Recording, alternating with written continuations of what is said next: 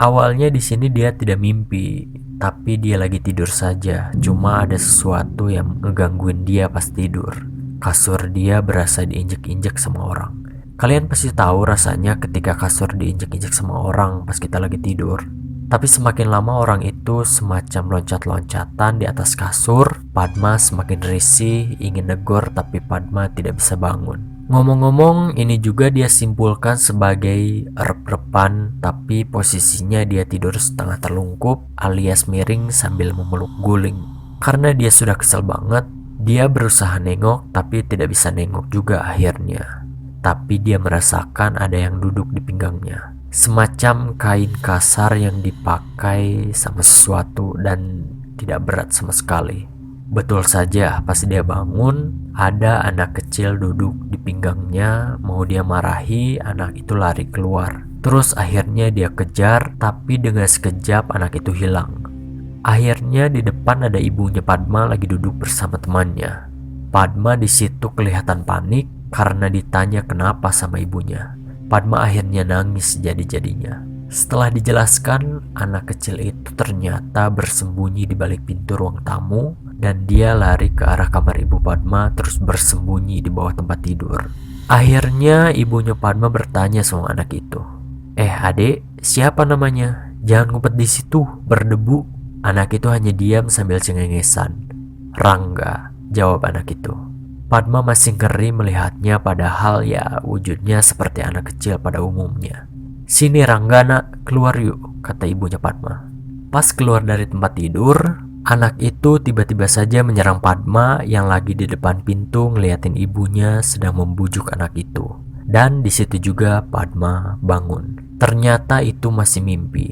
Bisa dibayangkan oleh kalian bagaimana capeknya ada mimpi di dalam mimpi. Padma masih kesal dan bingung saat itu. Dia benar-benar tidak mau mikir aneh-aneh lagi. Pokoknya hidupnya harus menyenangkan. Ngomong-ngomong, di mimpi itu juga aneh karena ibunya Padma bisa sepeduli itu sama dia. Padahal mereka di dunia yang asli jarang ngomong. Malah sepertinya jika dia tidak pulang seminggu saja tidak bakal dicari. Akhirnya karena saat itu sudah hampir lebaran haji, Padma pulang kampung. Niatnya tidak pulang kampung sih, tapi karena hal ini juga kayaknya dia harus dapat pertolongan. Yang mana dapat cuti 1 minggu dan seluruh keluarga dia pulang kampung. Temen dia pun sama, akhirnya dia nyusul ke kampung. Ya dia pikir daripada gabut juga liburan yang begitu-begitu saja. Kampungnya dia tidak jauh dari Jakarta, makanya tidak perlu booking tiket dan perencanaan matang. Berangkatlah dia dan sampai sana dia liburan seperti biasa. Kangen suasana kampung karena memang masa kecilnya berada di kampung dan dititipkan ke neneknya. Neneknya pun bangga melihat cucunya sudah besar dan bisa cari uang sendiri. Seperti biasa, Padma diceritain bagaimana masa kecil dia dulu. Tapi neneknya bilang ada yang aneh dari dia. Dia tidak seperti dulu lagi, pikir Padma ya maklum karena pendewasaan. Tapi ternyata bukan. Menurut neneknya, Padma tidak sendiri lagi. Padma pikir mungkin neneknya menyindir atau buka omongan tentang jodoh atau pasangan. Tapi Padma tidak melanjutkan tentang omongan neneknya. Hari kedua di kampungnya, dia lalui lagi dengan malam yang aneh, dengan mimpi yang menurut dia sama seperti yang sudah-sudah. Di mimpinya waktu itu dia lagi jalan-jalan di sekitaran kampung di malam hari. Tapi karena hujan, dia berteduh di pendopo dan juga ada tukang nasi goreng di situ. Dan mereka cuma berdua. Akhirnya tukang nasi goreng itu bilang sama dia, mau nganter pesanan ke belakang. Padma iya aja. Akhirnya Padma sendirian. Di mimpi itu lagi-lagi dia tidak bisa kontrol. Lagi bengong menikmati hujan, tahu-tahu ada seseorang yang datang. Tapi dia masih tidak sadar siapa. Tak lama seseorang itu berdiri di sebelah Padma, tapi diam saja. Pas Padma nengok, yap, seseorang itu adalah pocong. Pocong yang benar-benar pocong. Padma takut, deg-degan sejadi-jadinya, dia sudah berkeringat dingin dan ingin lari. Saking lemesnya dia tidak bisa berbuat apa-apa. Pocong itu akhirnya berbicara sama dia. Tapi Padma sedikit menghindar selama pocong itu bicara karena mulutnya muncrat-muncrat dengan liur. Bentuk pocong tersebut jelas seperti apa, dengan kafan dan tubuhnya seperti sudah lama terkubur. "Mbak, mau jadi teman saya nggak?" Dengan entengnya di dalam hati, Padma menjawab, "Iya mau." Padma bingung kenapa dia bisa menjawab iya. Akhirnya setelah dia bilang mau, pocong itu mengeluarkan tangannya dari sela kain di perutnya yang terbuka. Pocong itu menyodorkan tangannya, lalu dengan entengnya Padma pun menyambut tangan dia. Padma benar-benar bingung di situ.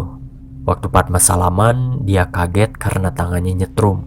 Nyetrumnya tidak kenceng, tapi ya nyetrum gatel gitu. Padma langsung lepas jabat tangan dan akhirnya dia bangun. Dan saat itu juga sudah pagi. Padma masih kaget dengan yang semalam dan siangnya tiba-tiba neneknya bilang gini, "Dek, kamu diikutin kayaknya, tapi mama nggak tahu pasti ya. Mama ngerasa ada yang beda dari kamu."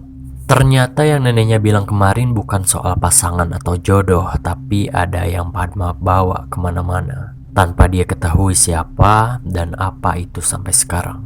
Sedikit informasi, Padma panggil ibu kandungnya dengan sebutan Mimi, kalau neneknya dia panggil Mama. Lalu Padma cuma didoakan dan seperti adat Jawa pada umumnya, neneknya sering membuat sesajen untuk leluhur dan minta juga untuk Padma supaya dilindungi. Cuma efeknya tidak lama. Setelah Padma pulang ke Jakarta, beberapa bulan dari situ dia masih suka mimpi buruk. Jauh setelah itu dia menemukan fakta lagi yang membuat dia kaget dan tidak sengaja juga dia tahu. Saat itu dia nonton YouTube, yang di dalam YouTube itu memang anak indigo. Di penjelasannya anak indigo itu bilang, memang kalau kita berhasil menyentuh makhluk halus, apapun itu jenisnya, kita bakal merasakan efek nyetrum karena mereka itu juga energi. Kemungkinan besar saat kalian sentuh makhluk itu, kalian tidak sedang berhalusinasi atau mimpi. Kalian betul-betul menyentuhnya. Lantas Padma akhirnya angkat tangan sama hal seperti ini. Dia biarkan saja mimpi-mimpi buruk itu terjadi sampai sekarang, karena dia tidak tahu lagi bagaimana cara mengatasinya. Dia juga berkeinginan ke psikolog, tapi karena mahal, akhirnya dia cuma searching dan mediasi sendiri di rumah.